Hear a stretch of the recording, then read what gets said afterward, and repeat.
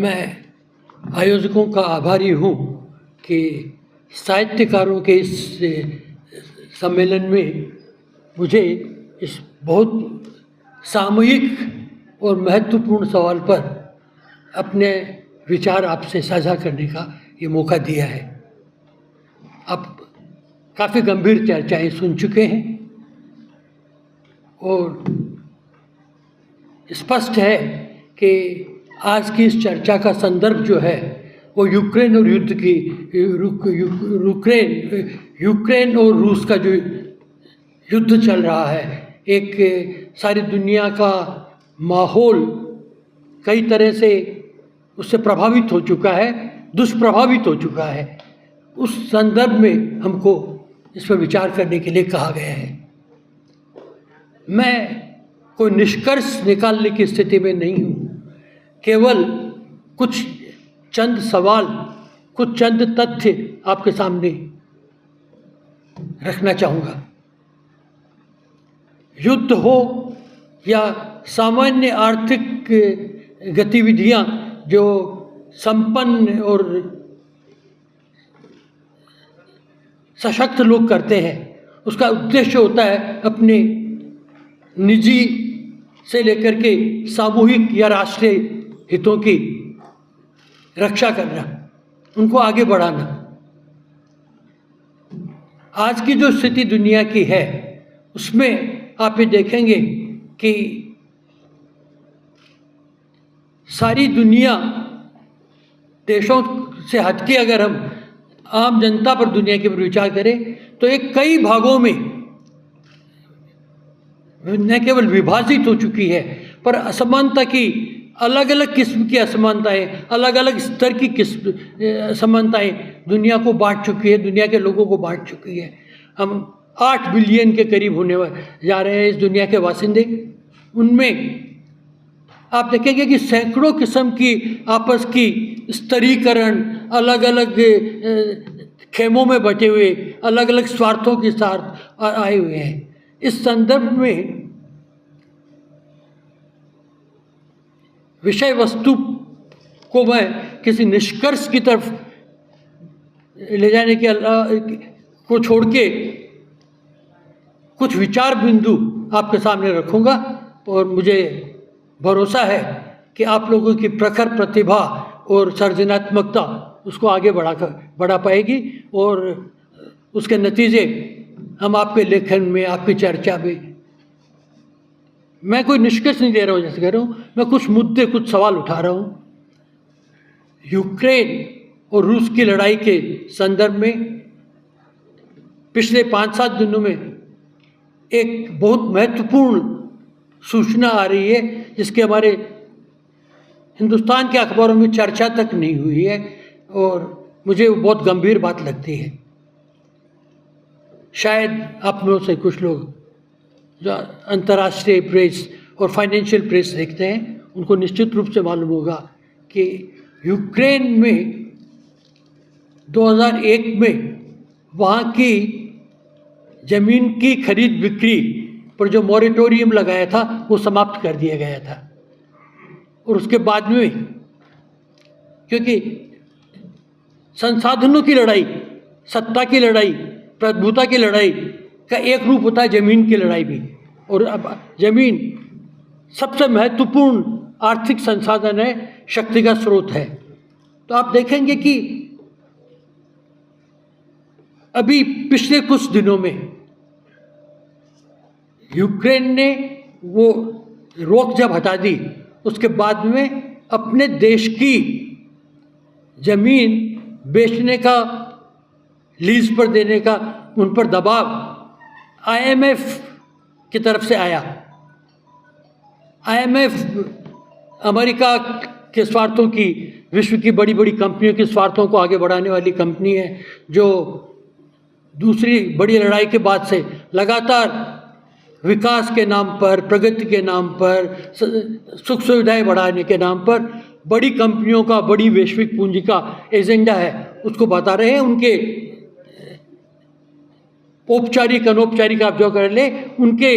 एक इंस्ट्रूमेंट की तरह, उनके एक हथियार की तरह। तो उन्होंने दबाव लगाया और आज आप यूक्रेन की सत्ता को नहीं बात करके वहाँ के राष्ट्रपति के नाम पर बात करते हैं कि जेलेंस्की साहब ने इस निर्णय को स्वीकार करके लागू किया। नतीजा ये हुआ है कि 17 मिलियन हेक्टेयर जमीन, जो यूक्रेन की खेती योग्य जो ज़मीन है उसके लगभग 28% है, वो अमेरिकन पूंजी की सहायता से, अमेरिकन पूंजी के दम पर 3 बड़ी इंटरनेशनल मल्टीनेशनल ग्रेन ट्रेडर्स और फार्मिंग सेक्टर में बड़ी कंपनियां हैं, मोंसेटो के नाम से हम सब लोग दुख के साथ वाकिफ़ हैं ही, पर इसमें कारगिल और ड्यूपोंट भी शामिल हैं। इन लोगों ने ये ज़मीन खरीद ली है क्योंकि ये लड़ाई अमेरिका की अप्रत्यक्ष भूमिका के कारण चल रही है। कौन शिखंडी है और कौन असली इस लड़ाई के सूत्रधार है, ये आप शायद खुद अनुमान कर पाएंगे, मुझे कुछ संकेत करने की खास आवश्यकता नहीं है। तो उसमें आप देखेंगे कि इस ज़मीन पर कब्ज़ा होने के कारण का असर ये है कि उसके पहले 2003 में ही वहाँ की ज़मीन का लगभग 9% चीन ने एक 50 साल की लीज पर ले लिया था। चीन को अनाज की बहुत ज़्यादा ज़रूरत है, वो विश्व व्यापार में सबसे बड़े अनाज के खरीदारों में से एक है, उन्होंने उसको खरीद लिया था। और अभी इस लड़ाई के दूसरे कई जो परिणाम आ रहे हैं, उसमें एक परिणाम यह है कि आम आदमी के ज़रूरत की चीज़ों के दामों में ज़बरदस्त इजाफा हो रहा है, ज़बरदस्त उछाल आ रहा है। जब कुछ कंपनियां, 3 एक तरह से आप कह सकते हैं नोटोरियस बदनामी से, हम लोगों के दृष्टिकोण से बदनाम कंपनियां दुनिया के विश्व अनाज के व्यापार पर काबिज हो चुकी है, उनका हक, उनका अधिकार बढ़ जाएगा। पर उससे भी ज़्यादा महत्वपूर्ण बात है, बड़ी दर्दनाक बातें हैं जो जिस तरह से युद्ध में लोग मरते हैं, मारे जा रहे हैं, जिनको शिकार बनाया जा रहा है। पर ये जो शिकार इस ज़मीन के बिकने के कारण होंगे, उनकी रोटी रोजी, आजीविका, उनका जीवन का संसाधन, जीवन के अस्तित्व का अर्थ तक समाप्त कर दिया जाएगा जब ये ज़मीन, वो अपनी ज़मीन पर मजदूर की तरह, और कौन से बड़े बड़े विशाल अमेरिका के रांचों की तरफ के खेत होंगे, वहाँ पर यूक्रेनियन मजदूरी करेंगे और उनको जो अनाज होगा उसके विश्व व्यापार में लड़ाई हो या नहीं हो, इन 3 कंपनियों का उस पर ज़बरदस्त हक रहेगा और वो जो कीमतें निर्धारित करेंगे उसका सारी दुनिया पर असर होगा। ये एक बहुत महत्वपूर्ण पहलू है जिसकी तरफ मैं आपका ध्यान आकर्षित करना चाहूँगा कि लड़ाई जर ज़मीन और तीसरा शब्द क्या है, जोरू शायद में, क्योंकि औरतों के साथ भी अन्याय होता आया है। युद्ध की सबसे बड़ी दीर्घकालिक और तात्कालिक दुख के और कष्ट के कारण बनते हैं, वो हमारा महिला वर्ग भी है। तो आप देखेंगे कि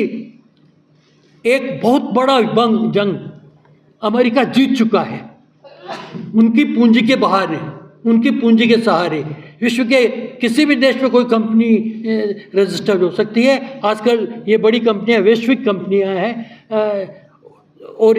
मैं क्योंकि आपके लेखकों के मंच में हूँ तो एक शब्द मैं आप लोगों के साथ में एक आइडिया मैं शेयर करने का मौका कई दिनों से देख रहा था। मैंने भी वैश्वीकरण के नाम से लिखा है, सोचा है, पढ़ा है, पर मुझे लगता है कि हम लोग एक बहुत बड़ी भूल कर रहे थे। जो वास्तव में हो रहा है,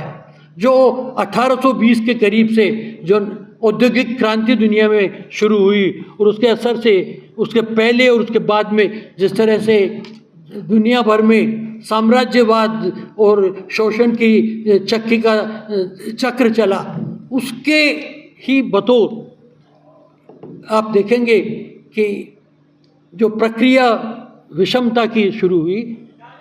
इसको वैश्वीकरण का नाम दिया गया, जो पूर्णतः भ्रामक ही नहीं असत्य है। जो हो रहा है, जैसे मैंने शुरू में भी संकेत किया था, बहुआयामी, बहुस्तरीय खंडीकरण हो रहा है, दुनिया का विषमीकरण हो रहा है। विश्वीकरण को वैश्वीकरण के नाम से बेचा गया और दुनिया भर के मखमली शब्दों के जाल में से करके बताया गया, जबकि किसिंजर जैसे लोगों ने साफ साफ कहा था इसका मतलब अमेरिकन प्रभुत्व है, और अमेरिकन प्रभुत्व का मतलब इन कंपनियों का प्रभुत्व है, इन चंद कंपनियों का। और इस प्रभुत्व का एक सबसे खतरनाक जो तरीका नज़र आ रहे हैं कि विश्व का फाइनेंशियलाइजेशन, वित्तीकरण हो रहा है। कुछ रुक के आप देंगे, उनका आपस में लेन देन होता रहेगा, उन पर करेंट ट्रेडिंग होगी, फ्यूचर्स ट्रेडिंग होगी, उनको जमा करेंगे। एक बहुत प्रसिद्ध समाजशास्त्री ने अमेरिका में लिखा था कि ये जो वित्तीकरण की प्रक्रिया है, ये वास्तव में औद्योगिकीकरण का शुरुआत जो हुआ कि नई तकनीक आई, उत्पादन बहुत बढ़ाना था, उसके लिए बड़ी पूंजी चाहिए। एक कोई अकेला आदमी उसके जोखिम नहीं उठा सकता, इतने पैसे नहीं इकट्ठा कर सकता, तो कंपनी क्षेत्र का उदय हुआ,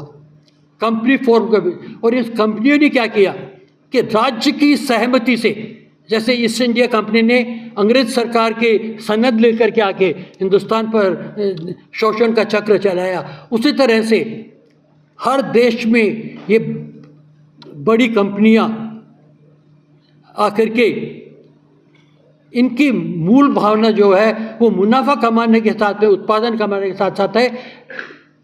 अपने आपसी लेन देन के द्वारा, शेयर मार्केट के लेन के द्वारा, तरह तरह की वित्तीय परिसंपत्तियों के लेन के द्वारा इन्फ्लेशन को बढ़ाना, ताकि जो वास्तविक उत्पादन हो रहा है,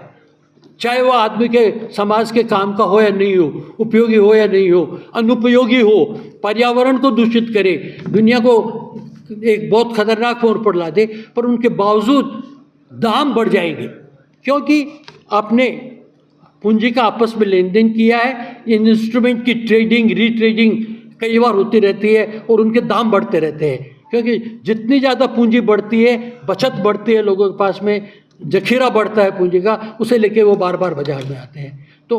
मैं इस बात की ओर संकेत करना चाह रहा हूँ कि ये जो लड़ाई चल रही है, इस लड़ाई के पीछे ये वैश्विक बड़ी कंपनियां, कॉरपोरेट ताकतें, आप याद कीजिए जब वियतनाम की लड़ाई चल रही थी और दूसरी लड़ाई चल रही थी, तो न्यू स्टेट्समैन नाम के एक अखबार में एक प्रसिद्ध कार्टूनिस्ट का एक कार्टून आया था, मुझे अनफॉर्चुनेटली उनका नाम याद नहीं है, बहुत पुरानी बात है। उन्होंने लिखा था कि हार्डवेयर तो हमारा है, सॉफ्टवेयर ये जो देश आपस में लड़ रहे हैं उनका है। इंसान जो मरते हैं, जो परिवार समाप्त होते हैं, जिनकी सुख शांति खत्म होती है, वो गरीब देशों से है। और हमारी कंपनियां, हमारे R&D के एस्टेब्लिशमेंट्स, ये सब इंस्ट्रूमेंट्स बनाएंगे, लड़ाई हथियार बनाएंगे, जखीरा, जंग का जखीरा बनाएंगे, और आपस में आप लोग लड़ फिर मरेंगे।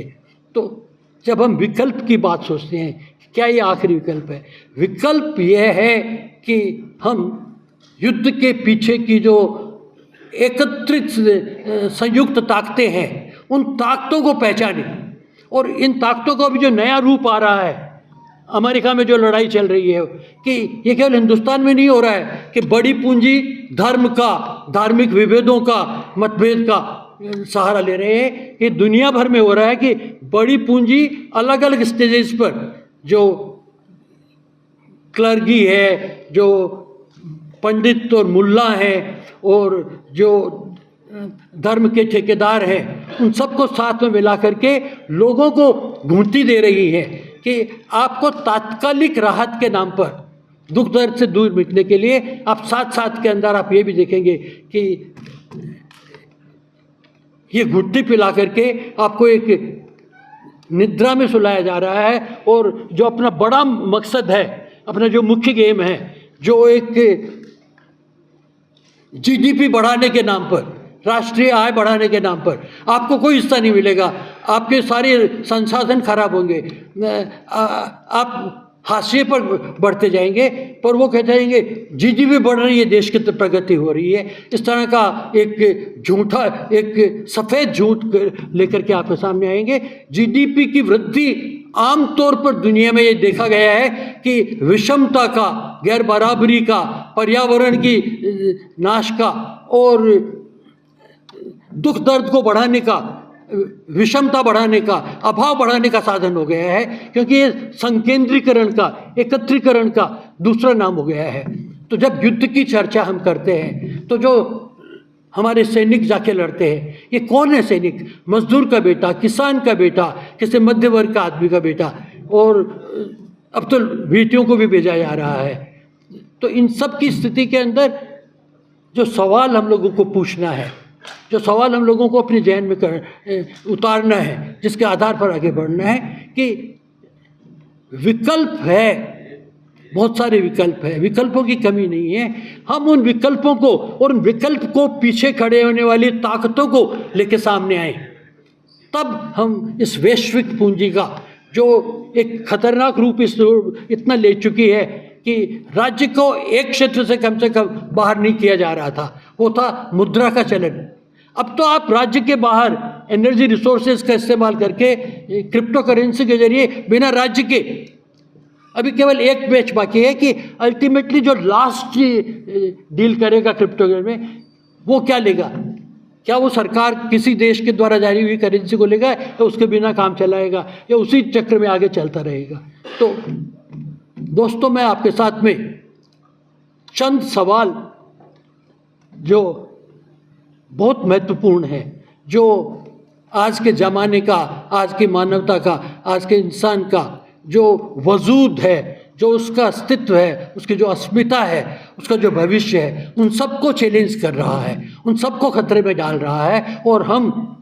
अपनी छोटी मोटी सतही लड़ाइयों में उन सब से हटते जा रहे हैं। मुझे लगता है कि वक्त आ गया है कि